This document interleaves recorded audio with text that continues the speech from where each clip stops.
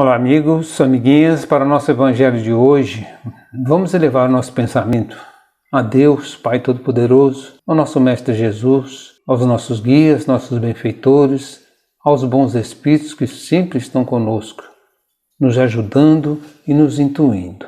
Nós vamos falar um pouquinho hoje sobre o Evangelho capítulo 2, Meu reino não é desse mundo. Nós vamos lá no item 5, o item 5 ele fala sobre o ponto de vista, é o ponto de vista que nós devemos ter com relação à vida futura. A ideia clara e precisa que se faça da vida futura proporciona inabalável fé no futuro. Fé que acarreta enormes consequências sobre a moralização dos homens, porque muda completamente o ponto de vista sob o qual encaram eles a vida terrena. Para quem se coloca pelo pensamento na vida espiritual, que é indefinida, a vida corpórea se torna simples passagem, breve estada num país ingrato. Então, só para que a gente entenda, o que é a vida futura. Então, por que é importante termos uma ideia clara e precisa a respeito da vida futura? Os antigos, no Antigo Egito, eles falavam pós-vida, se preparar para pós-vida. Então considerava a vida física e pós-vida o que viria depois. Pós-vida. Nós comentamos como vida futura, vida espiritual.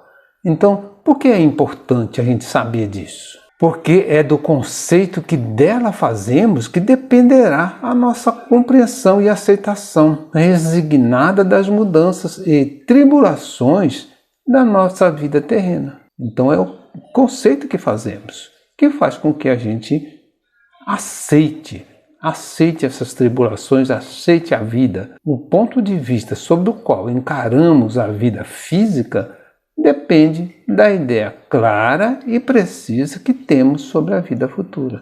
Então o ponto de vista sempre vai depender do que a gente pensa com relação ao que vai acontecer depois. O que vai acontecer na vida futura? O que vai acontecer quando a gente pensar no futuro?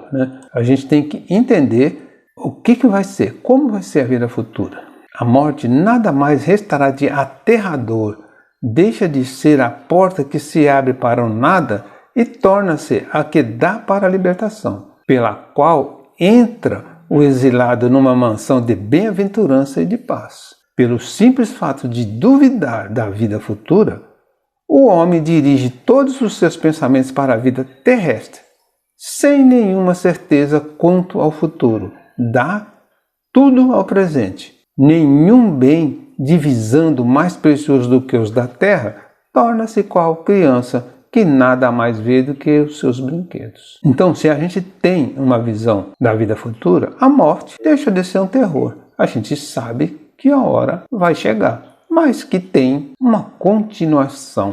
Então, se o homem ficar pensando só na vida física, ele fica como uma criança que só pensa nos brinquedos e não pensa o que vai acontecer quando crescer. Então, o que ocorre com as pessoas que concentram todos os seus esforços e pensamentos só na vida terrena? Fazem de tudo para conseguir os únicos bens que lhe parecem reais, que são os bens materiais, e se sente diminuídas, sofrendo verdadeiras torturas quando se veem privadas dos valores e bens terrenos que eram detentoras. Então a pessoa só pensa no que é físico, e fica torturado quando perde as coisas físicas. Pelo simples fato de duvidar da vida futura, o homem dirige todos os seus pensamentos à vida terrestre. A importância dada aos bens terrenos está sempre em razão inversa à fé na vida futura. E não há o que não faça para conseguir os únicos bens que se lhe afiguram reais. A perda do menor deles lhe causaria causticante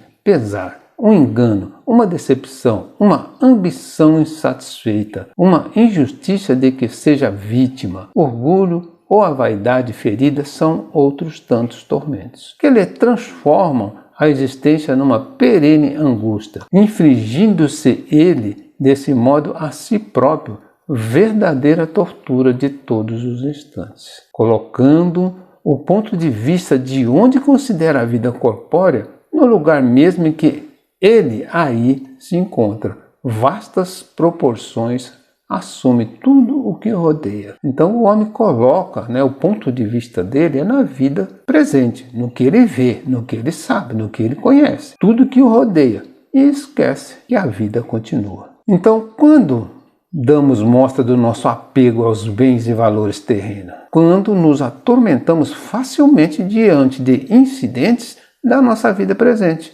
tais como uma decepção, uma ambição insatisfeita, uma injustiça de que sejamos vítima, orgulho ou a vaidade ferida por uma circunstância qualquer. Isso mostra o nosso apego à vida presente ou à vida física. Quando nos colocamos pelo pensamento na vida espiritual, as tribulações são meros incidentes que suportamos com paciência. Então, quando a gente se coloca ou pensa que vamos ter, o que vai acontecer na vida futura, a gente passa por essas tribulações com menos medo, com menos sofrimento. É o que sucede ao que encara a vida terrestre do ponto de vista da vida futura. A humanidade, tanto quanto as estrelas do firmamento, perde-se na imensidade. Percebe-se então que grandes e pequenos estão confundidos como formigas sobre um montículo de terra, que proletários e potentados são da mesma estatura. E lamenta que essas criaturas efêmeras a tantas canseiras se entreguem para conquistar um lugar que tão pouco os elevará e que por tão pouco tempo conservarão. Daí se segue que a importância dada aos bens terrenos está sempre em razão inversa da fé na vida futura. Então, só concluindo o que a gente já comentou, dar muito valor à vida terrena está na razão inversa da fé. A gente deveria ter mais fé na vida futura. Então, por que ocorrem tais situações?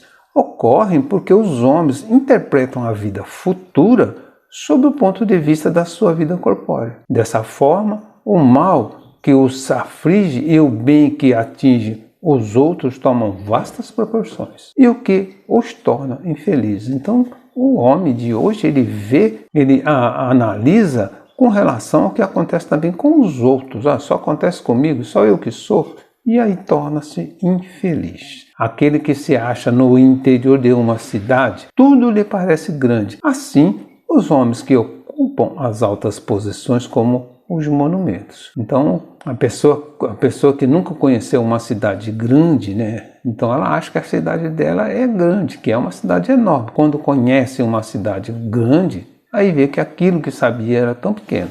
E assim acontece também quando se pensa em alguém que está ocupando uma posição superior. A gente acha que é muita coisa, e não é. Segue-se daí, então, que o homem deve suportar seus sofrimentos acomodado porque acredita na vida futura? Então, quer dizer, só porque você acredita na vida futura, você tem que ficar calado? Suportar? Não é bem assim, pois a sua felicidade decorre do esforço que fizer hoje para melhorar o que estiver ao seu alcance e para aceitar com resignação o que não depende de si. Então a gente tem que fazer tudo para nos melhorar e aceitar aquelas coisas que a gente não pode mexer, que são coisas que vêm de outras pessoas. Então o mérito depende de como o homem se comporta diante ou na carência dos bens materiais. Como que você se comporta com o que você tem ou com o que lhe falta. Não nos cabe, pois, a disserção pela atitude contemplativa e sim avançar confiante para o grande futuro. Então não cabe a gente ficar só contemplando, ficar só vendo. A gente tem que fazer alguma coisa e avançar confiante para o grande futuro. Isso está lá no livro Pão Nosso de Emmanuel. Que Jesus abençoe a todos.